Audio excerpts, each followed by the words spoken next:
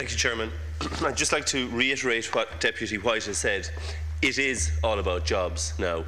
In the run-up to the last election, all the deputies on this bench on these benches promised initiatives to create jobs, and this is one such important initiative. I believe for the future of confidence in politics in our state, it's increasingly important that politicians do after elections what they say they will do before elections, and I'm very happy to commend this bill as one important initiative which the deputies on this bench, on these benches, and indeed on the Fine Gael benches are following through on. The initiatives contained in this bill have been widely welcomed in my constituency of County Clare by those who create jobs in the tourist sector. According to the Shannon branch of the Irish Hotels Federation, it could save the tourist season here in 2011, adding that it was one of the most pro-tourism initiatives in the last 10 years from government. It is a very good first step to recovery. That is all it is. It is a first step to recovery, but it is a very important step to recovery and is commendable on that basis, if on that basis alone.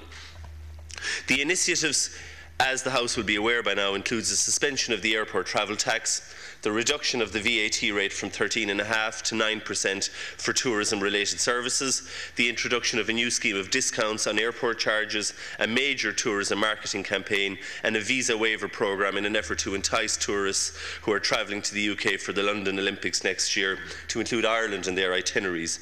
In this regard, I think it is very important to stress the proximity of Ireland and our major airports, including Shannon as well as Dublin, to Stansted Airport, the nearest airport to the London Olympic site.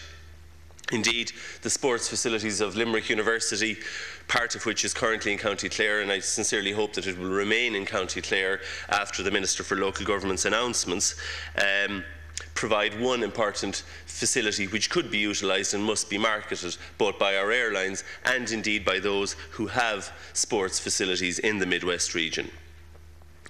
I think more fundamentally, the Jobs Initiative has prompted a change in thinking in local government as well as national government, and that is very much to be welcomed.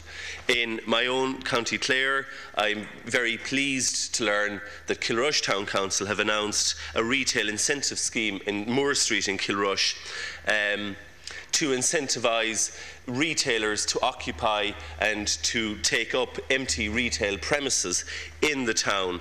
A grant of 50% of the rate of the rates which would apply to the premises is envisaged in year one, and a grant of 25% in year two.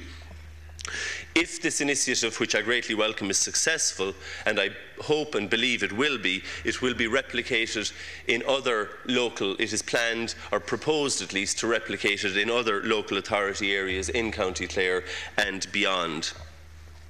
Of course, as Deputy White also pointed out, additional funding is being created for road schemes, and I think that's very important in that it creates roads but also allows people to get to and from work and to and from retail premises faster and more efficiently, and it also of course creates jobs in repairing those roads. Over 60 million euros have been set aside for regional and local roads investment schemes. Of this, 2.5 million euros have been set aside for my own constituency of Clare, and I greatly welcome this. A scheme of roads has been published by the Department of Transport for each local authority area. However, it is important to stress in the House that this scheme of roads is a provisional list only, and there is scope for county councils and local authorities to prioritise other roads which may be lower down on their existing lists. I think it's very important that county councils and local authorities examine their lists and see which roads are most important to economic growth, to getting people to retail premises. And in that regard, I must return to Moore Street in Kilrush, where retailers have increasingly drawn attention to the bad state of roads, which is forcing people out of the centre of the town into shopping centres run by large multinationals not based in this state. In that regard, I would call upon the local authority to prioritise roads which will lead to people going back into the centres of our towns and will benefit retail outlets, which of course create employment in our state. Thank you, Mr. Chairman.